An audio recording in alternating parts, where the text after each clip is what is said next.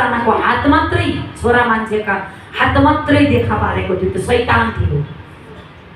संसारमा भनिन्छ नि किचकन्नेहरू त्यस्तो भेटेको, त्यस्तो हुन्छ नि, त्यस्तो गर्छरी सुनेका थियौँ होइन। तर आज ईश्वरले त्यो चाहिँ एकदमै शक्तिशाली हुन्छ अरे, त्यसले भेटायो भने बौलायो, पार्छ अरे, मार्छ अरे। किचकन्नेले भेटेको रे हामीले सुन्थ्यौँ होइन नि त्यो संसारिकमा। तर आज त्यसको रूप जति र जसरी देखाए पनि शक्ति त हाम्रो ईश्वरकै छ।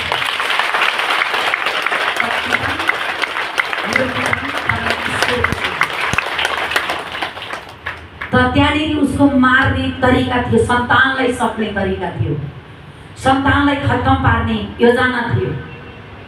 त त्यति गर्दा पनि गाडी नरोकी जाँदा पछि त्यही दुष्ट आत्मा लेडिजको रूपमा देखा पर्यो, शैतानिक आत्मा लेडिजको रूपमा देखा पर्यो।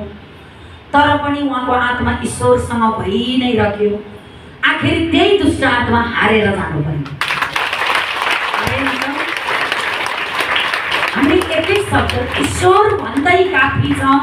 दुष्ट आत्मा जसरी त्यसको रूप देखाए तापनि ईश्वरको एकै शब्दमै ईश्वरले हाम्रो पुकार सुन्नु भएको हुन्छ।